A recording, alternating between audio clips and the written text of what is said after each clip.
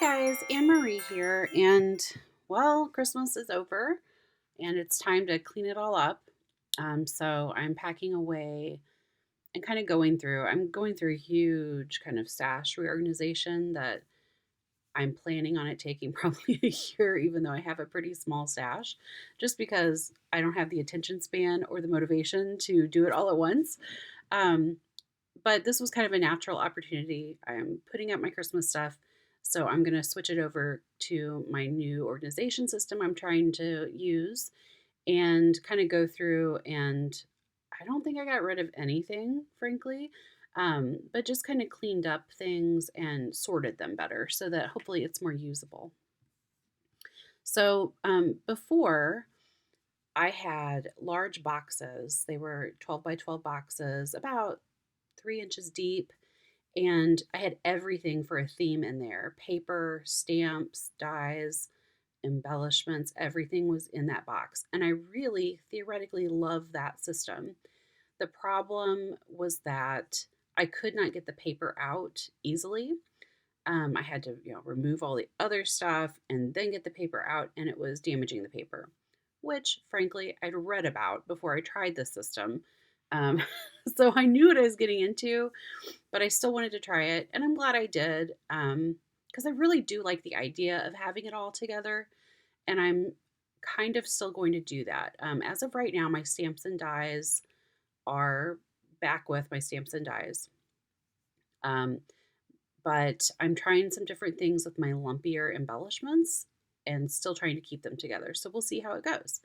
So I'm putting all of this stuff into a Creative Memories, and I always get the name wrong. Power Project Planner Pocket thing.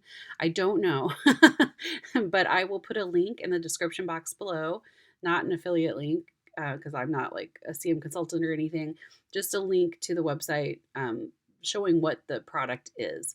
They're kind of expensive. It's 4 for $20, which is, $5 a piece. You can get something similar at Hobby Lobby, but the zippers on those, I always cut them off because they damage papers. And they don't have pockets on the back. So this has pockets on the front and back. I also feel like this is a little sturdier. The plastic's a little thicker. And it has a way to label things. So far, I really love these pockets. We'll see if, that love affair continues. But that's where we are right now. So I'm cutting down a lot of the scraps, and I'm just trying to make them easier to store and use. So I'm getting rid of rough edges. You saw me cut off little pieces where I'd punched a circle, that kind of thing. And then I sorted them by size, and I'll be revisiting that as we go. You'll see me do that again because I'll come across more scraps. I'm also putting all of my cut apart cards together and card mats, anything, tags, anything basically that there's enough of to make a group. I make a group and I put all those things together.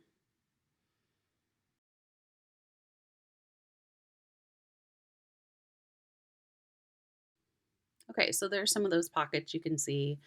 And also you saw the scraps. I had border strips, I had little banner strips, I had blocks. Here I'm pulling out a bunch of card mats because this is basically my Christmas card making stash.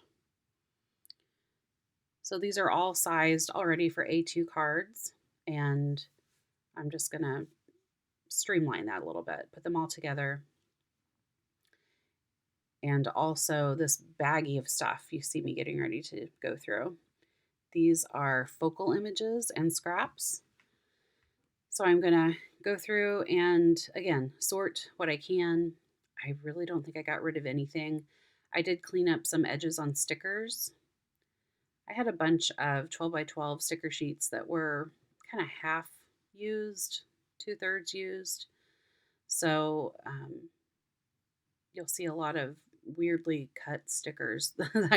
I'm just trying to smooth everything out because when it's all stored, I don't know if you've noticed this, but I have, the weird raggedy edges tend to catch on each other, and then they can get damaged when you're rifling through them or pulling stuff out. So I'm just trying to kind of preserve, protect my stash.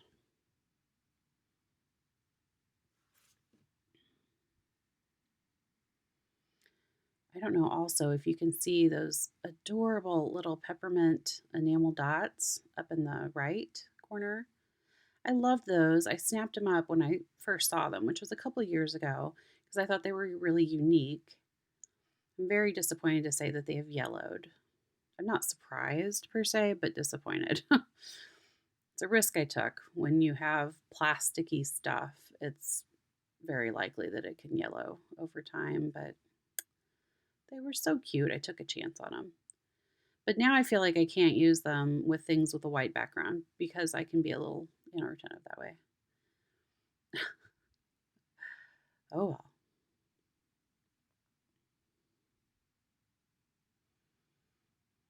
So these are all just little doodads I could use on a page. More likely, though, I will be using them to make Christmas cards. I'm actually trying to hand make all of my Christmas cards this year, which I have not done for several years. I've had, little kids and babies, and definitely not been in a place where I could do that. Um, but I feel like I might be back in that place where maybe I can do that again. So I'm hoping to really make a dent in the stash. I also do a holiday card swap on one of the message boards I'm on, and um, I never managed to make enough. But I'm hoping that this year I can make enough to send to the entire list, which is usually over 100 people. So between that and my list, I'm looking between 150 to 200 cards. So that's the first time I've said that aloud. That's a lot. We'll see. We'll see how it goes.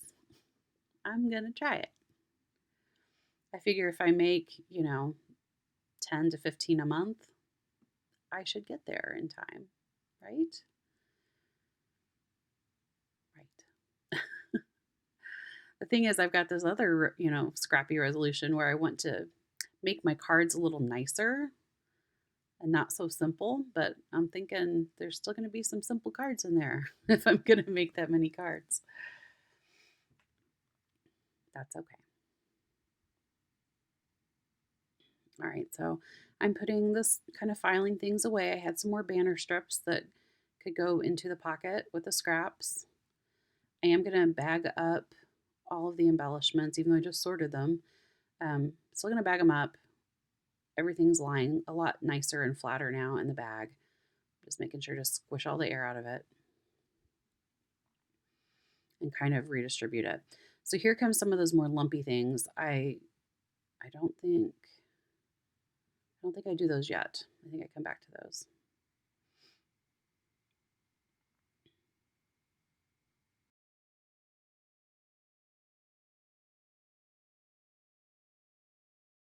Just making sure that's nice and flat because I am going to put it into that project folder.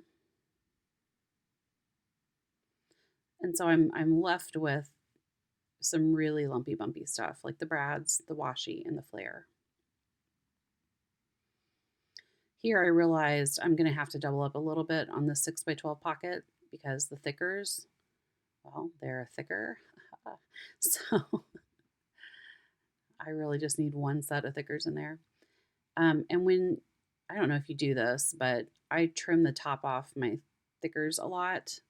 I also have some envelopes I can transfer thickers to if I get rid of that packaging, but just be sure to trim through the part where it's crimped so it's not just open-ended. So I ended up bagging more things because it made more sense to keep them separate, and it actually kind of reduced the bulk. I don't know if I should have um, moved to two pockets, like two folders for this. You'll see at the end, it all fits like perfectly, but I kind of ultimately want some breathing room in my stash, and so I would prefer to keep all of the embellishments and scraps on those outside pockets.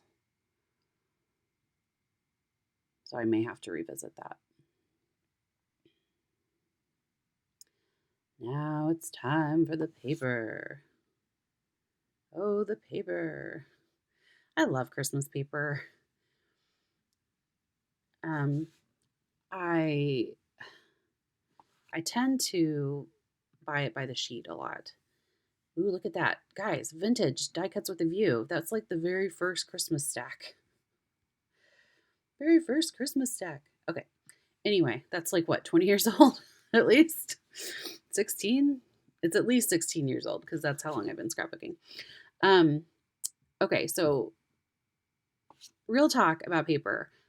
One of the things that I posted on my blog was about a no buy list so that even when I am purchasing things, that I'm not going to allow myself to buy certain things. And one of the things I put on that list was collection packs. I'm wondering now, like I said, no collection packs and no stacks or paper pads, and just buy single sheet right now.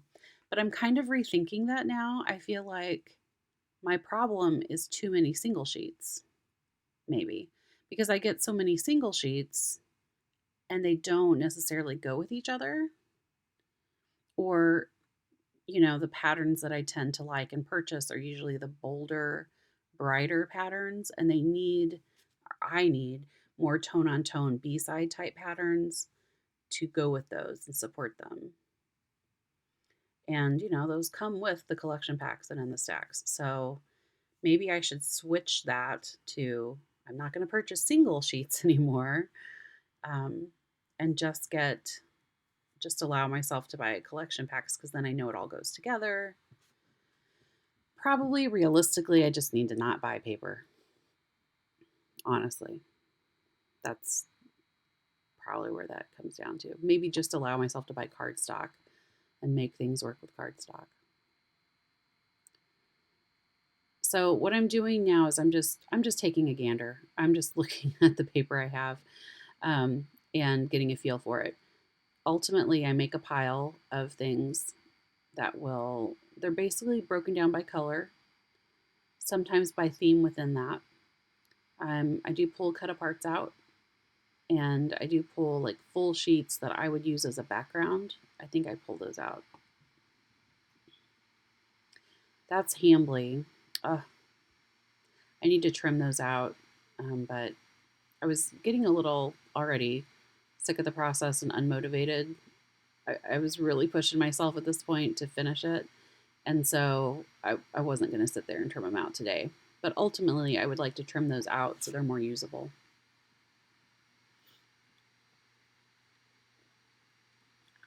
Even cut aparts, I kind of like to cut up my cut aparts if I know that that's how I'm going to use them. But not today. I just wanted to get it done. So I just left the cut aparts kind of together in their own pile. That candy cane paper, if you can see it, I've got a whole bunch of 8.5 by 11 vellum, both candy cane and then a blue snowflake one. It's gorgeous, and I definitely need to use it up on cards. So hopefully you'll see that again in a later video when I make a bunch of cards with it. I just haven't come up with a great idea for it yet. Okay, so here I'm just identifying, I'm going to cut that paper in half, and then I'm going to trim those rough edges off, and I'll come back to those papers in a minute.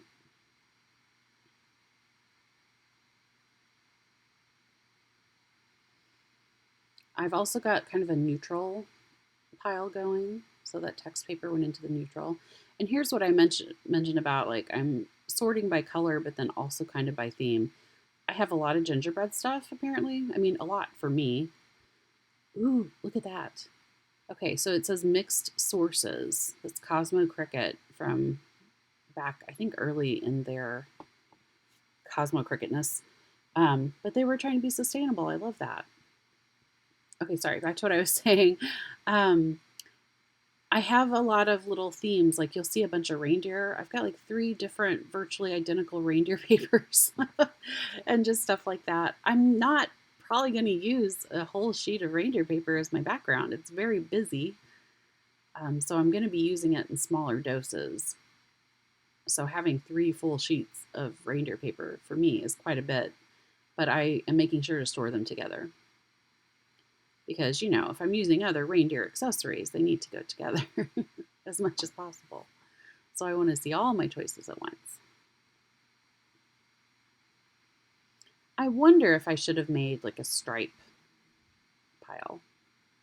But I just try to keep it simple and go by color. So even that Santa paper, I went with blue. I like that side better, and there's a lot of blue when you look at it. So there's a cut apart. I love that, those foil accents on that Simple Stories paper. So I'm trying to just really go with my gut here. I'm looking at both sides. Which side do I like the most? What predominant color do I see when I look at it? And then put it with that color.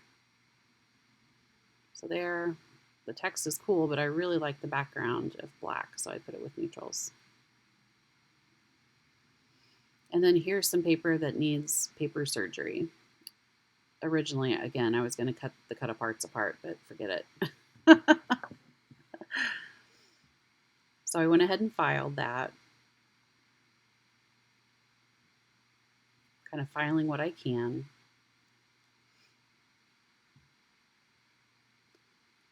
With those houses, I mean, what would you do with that? What I'm going to do with it is I'm going to fussy cut and or punch houses out of those scraps, but I'm interested to hear what other people would do with it.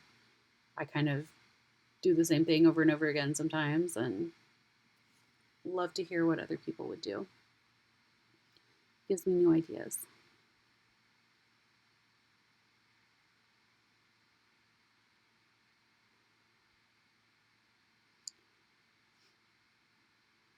So again, I'm just kind of putting like things together. Look at all those reindeer.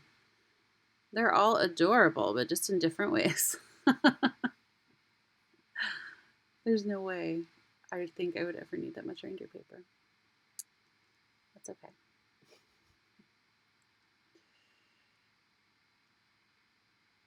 And there's my gingerbread stuff.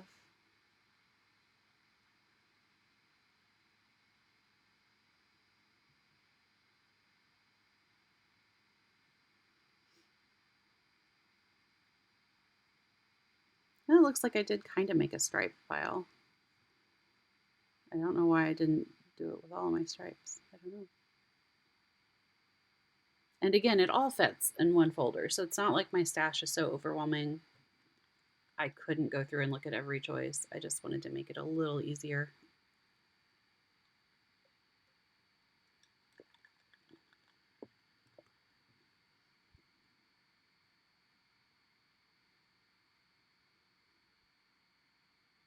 Got my reds, got my blues,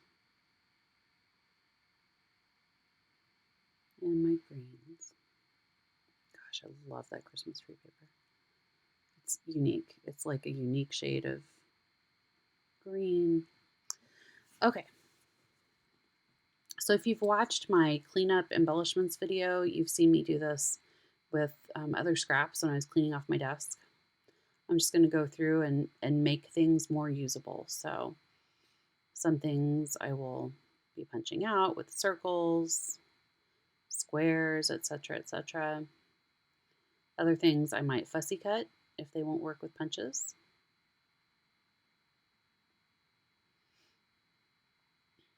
If you don't have punches, fussy cutting is free. You just need your scissors. And squares are doable for anything. Squares, rectangles, blocks, because you presumably have a trimmer of some sort. Or again, scissors and a ruler would do it too. But since I do have the punches, I use them whenever possible. Sometimes, like here, it's just not possible. So